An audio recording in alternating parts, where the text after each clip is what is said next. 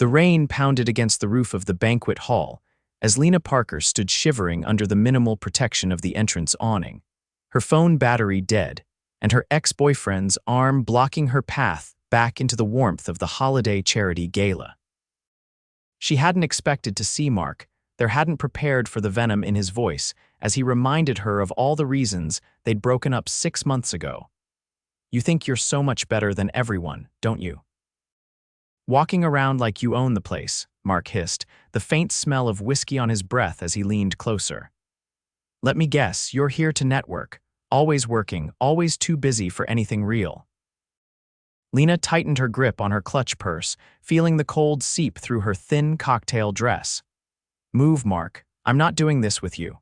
Not until you admit what a mistake you made," he slurred, swaying slightly despite his intimidating stance. That's when she noticed a tall man approaching, a young girl of about 7 holding his hand. They were dressed more casually than the other guests, he in a simple but clean dress shirt, and the girl in a pretty blue dress that looked a size too large. "Excuse me," the man said, his voice deep and steady. "Is everything all right here?" Mark turned, annoyance flashing across his face. "Mind your own business, buddy. This is between me and her." The stranger stepped closer, positioning himself slightly between Lena and Mark. "Well, you're blocking the entrance, and my daughter and I would like to get inside out of this rain."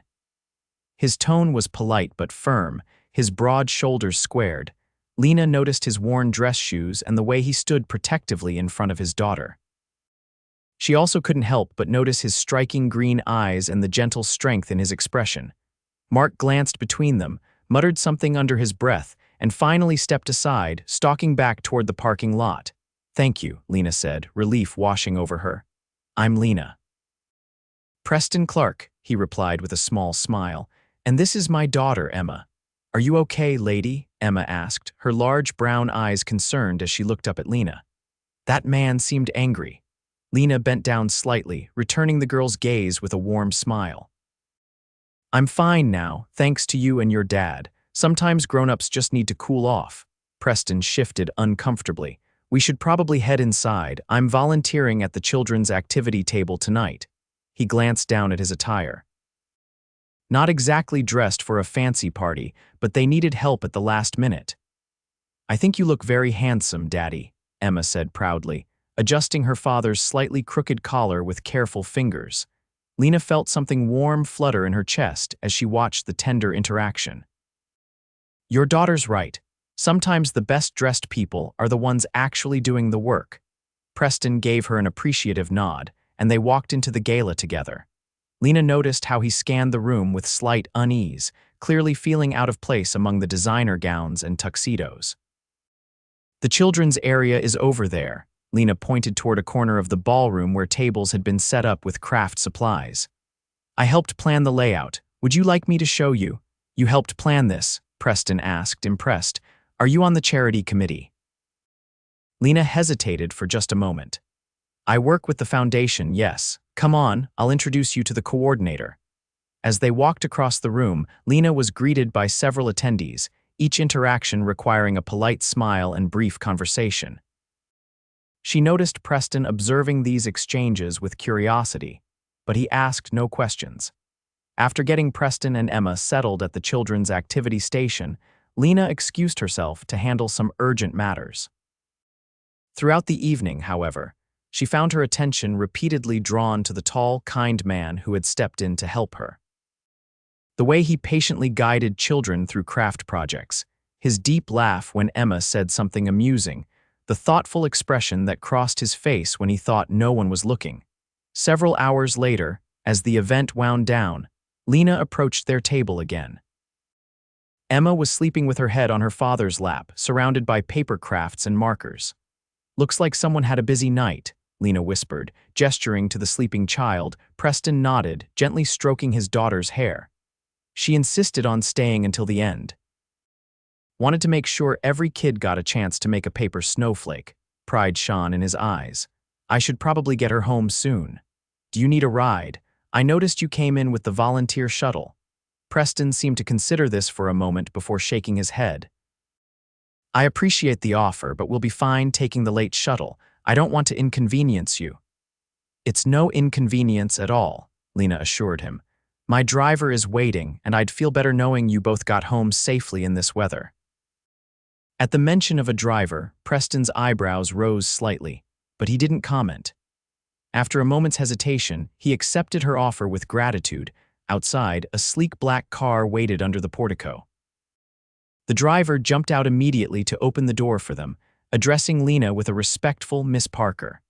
Preston carefully laid Emma across the back seat, climbing in beside her while Lena sat opposite them. "Where to, sir?" the driver asked once they were settled. "Pine Street Apartments, please. Building C," Preston replied, then added, "It's not in the best neighborhood, so if you'd prefer to drop us nearby—" "Nonsense," Lena interrupted gently. "We'll take you right to your door." As they drove through the rain-slicked streets, Preston explained that he'd been raising Emma alone since his wife died of cancer 3 years ago. He worked as a high school English teacher by day and took on various side jobs to make ends meet. "The school district keeps cutting our budgets, and Emma's growing like a weed," he said with a rueful smile, glancing down at his sleeping daughter. "Those creative writing workshops I teach at the community center help with the bills, but it means less time with her. Tonight was special. She got to come along with me." "She seems like a wonderful child," Lena observed softly. "She's my whole world," Preston replied simply. "What about you? Do you have children?" Lena shook her head. "No, my work keeps me pretty busy. The charity foundation, right?" "What exactly do you do there?" Lena chose her words carefully. "I oversee operations, making sure resources get where they need to go." Preston nodded, seeming to accept this explanation without further questions. When they arrived at his apartment building, he hesitated before exiting the car. "Thank you for the ride, and for earlier with your ex." He paused, shifting Emma in his arms. "Would it be too forward to ask for your number? Maybe I could thank you properly sometime. Coffee, perhaps?" Lena felt a smile spread across her face. "I'd like that," she said, taking his phone and entering her number. "Call me." As the car pulled away, Lena leaned back against the leather seat, realizing she hadn't felt this light in months.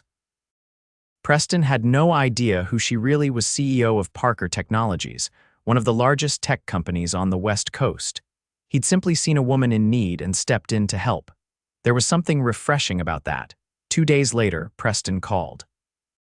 His voice sounded nervous as he invited her to coffee at a small shop near the school where he taught. Lena agreed immediately, rearranging a board meeting to make time in her schedule.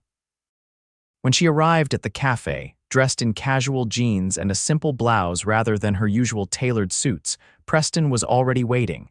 He stood when he saw her, a genuine smile lighting up his face. "I wasn't sure you'd actually come," he admitted after they'd ordered their drinks. "Why wouldn't I?" Lena asked, curious. Preston shrugged. "You seemed, I don't know, important, like someone with better things to do than have coffee with a high school teacher." "I'm having coffee with the man who helped me when I needed it," Lena corrected him. "That makes this very important." Their conversation flowed easily. Preston told her about his passion for teaching literature, how he tried to instill a love of reading in students who were increasingly distracted by technology. Lena found herself drawn to his enthusiasm, the way his eyes lit up when he talked about a student who had finally connected with a difficult text. "What about you?" Preston asked eventually. "What's your story, Lena Parker?" For a moment, Lena considered telling him everything about the company she'd built from the ground up, the pressure of quarterly earnings reports, the constant scrutiny from investors. Instead, she simply said, "I work in tech, software development." It wasn't a lie, just an understatement. Parker Technologies did develop software, among many other things. "That sounds interesting," Preston said sincerely. "Emma's been asking me about coding classes, says she wants to build video games someday." Lena leaned forward. "I could recommend some great beginner programs for her age." "She'd love that," Preston replied, then glanced at his watch and grimaced. "Speaking of Emma, I need to pick her up from her after-school program soon." "Of course," Lena said, hiding her disappointment that their time was ending. As they walked toward the door, Preston seemed to be gathering his courage. "I really enjoyed this," he finally said.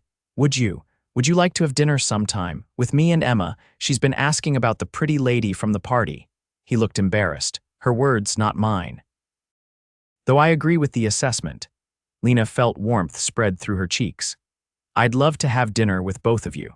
3 days later, Lena found herself in Preston's modest apartment, helping Emma set the table while Preston finished cooking a simple but delicious-smelling pasta dish. Daddy makes the best spaghetti, Emma informed Lena seriously as she carefully placed forks beside each plate. He says the secret is in the sauce. Is that so? Lena smiled, watching Preston move efficiently around the small kitchen. Family recipe, Preston explained over his shoulder. My grandmother taught me. The apartment was small but immaculately clean, with bookshelves lining the walls and Emma's artwork proudly displayed on the refrigerator. Lena noticed signs of careful budgeting everywhere: the second-hand furniture, the patched sleeve on Preston's sweater, the textbooks on the coffee table with used stickers still visible on their spines. Yet there was undeniable warmth here. Love filled the spaces where luxury might have been. Dinner was filled with laughter and easy conversation. Emma regaled Lena with stories about second grade, while Preston occasionally interjected with gentle corrections when his daughter's tales grew too fantastic. So do you have a big house? Emma asked Lena suddenly, between bites of spaghetti. Preston looked mortified. Emma, that's not a polite question. It's okay, Lena assured him. I do have a house that's probably bigger than I need, she admitted to Emma, but it doesn't always feel like home. Emma considered this solemnly. Daddy says home is where the people you love are, not what's inside the walls. Your daddy is very wise, Lena said softly, meeting Preston's eyes across the table. After dinner, while Emma showed Lena her collection of books, Preston prepared coffee. Lena was surprised by how comfortable she felt in this small apartment, more at ease than in her expansive hillside home with its perfect views and designer furniture. When it was time for Emma to go to bed, the little girl surprised Lena with a hug. Will you come back again? She asked hopefully. If it's okay with your dad, Lena replied, touched by the child's affection. More than okay, Preston confirmed, smiling as he guided Emma to her bedroom. While he tucked his daughter in, Lena wandered to the bookshelves, examining the well-worn classics mixed with contemporary literature. She noticed a framed photograph of a younger Preston with a beautiful woman, both smiling broadly at the camera. Emma, as a toddler, sat between them. My wife, Sarah, Preston said quietly from behind her. That was taken about 6 months before she was diagnosed. Lena turned to face him. She was beautiful. Emma has her smile. Preston nodded, a flicker of old pain crossing his features before he smiled again. Yes, she does. He moved to the couch, gesturing for Lena to join him. Sarah always told me life was too short for regrets, that we should seize happiness when we find it. Lena sat beside him, acutely aware of his nearness. She sounds wise. She was, Preston agreed. Which is why I'm going to be brave and tell you that I really like you, Lena, and I'd like to see you again. Often, if possible. The sincerity in his eyes made Lena's heart race. I'd like that too. Their first kiss was gentle, tentative, both of them feeling their way through new territory. When they separated, Preston's expression was wonder mixed with slight concern. I need to be honest with you, he said. My life is complicated. I'm a package deal. Emma and I come together. And financially, things are tight. I can't offer fancy restaurants or extravagant gifts. Lena placed her hand over his. I'm not looking for those things, Preston. I'm interested in you, both of you. What she didn't say was that she had more money than she could spend in a lifetime.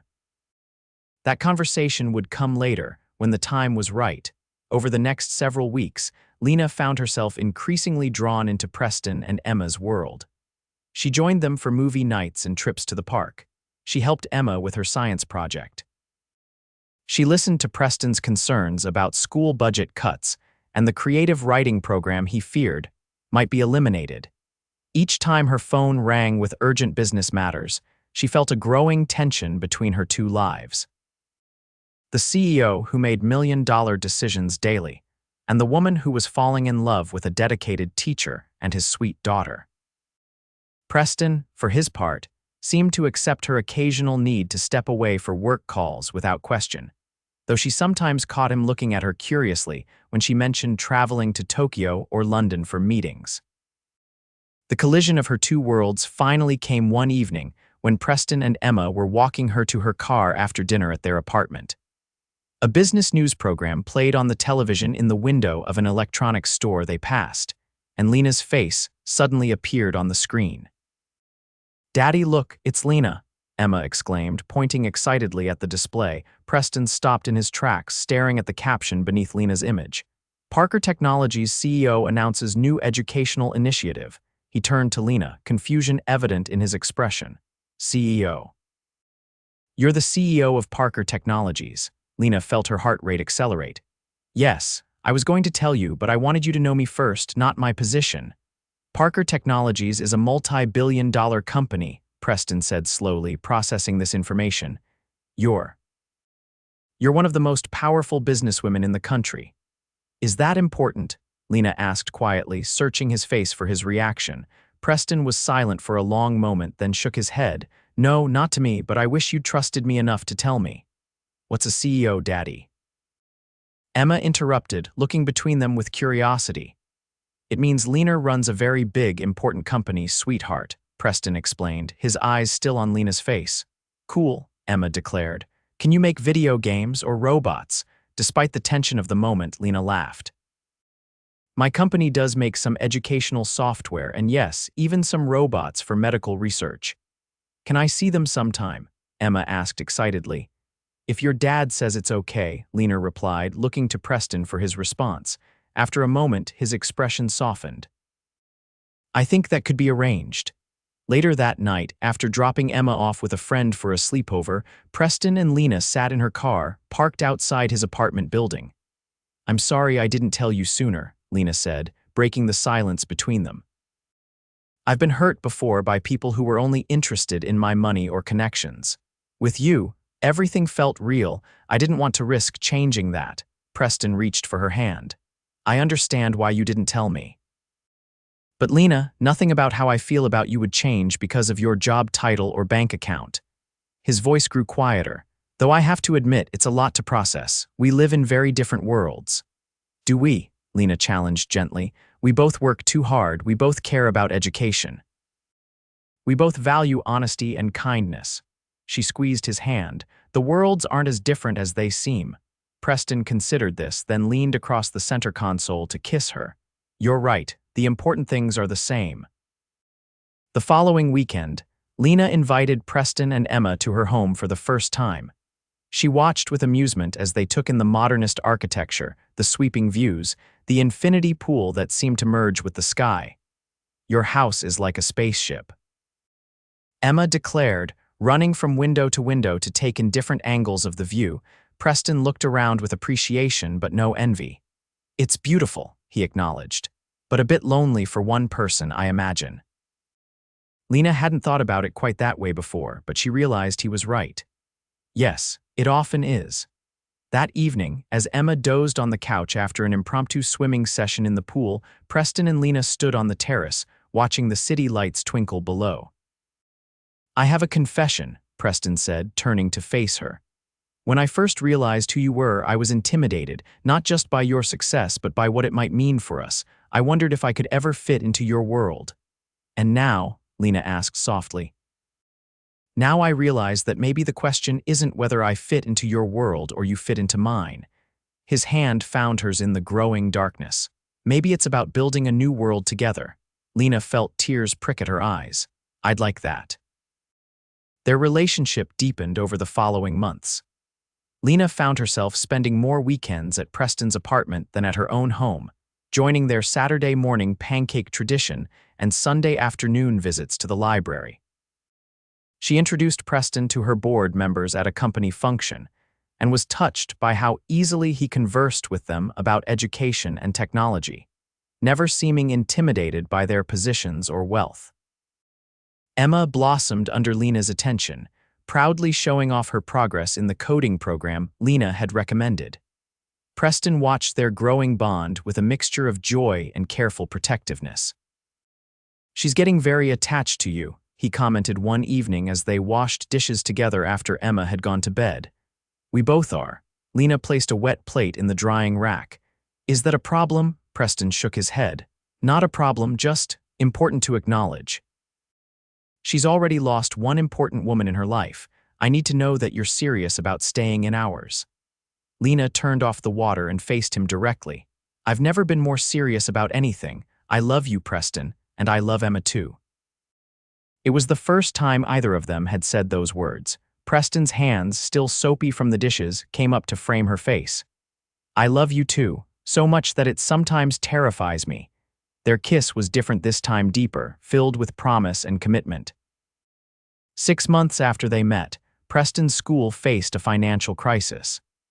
The district announced severe budget cuts that would eliminate several programs, including the creative writing workshops Preston ran after school.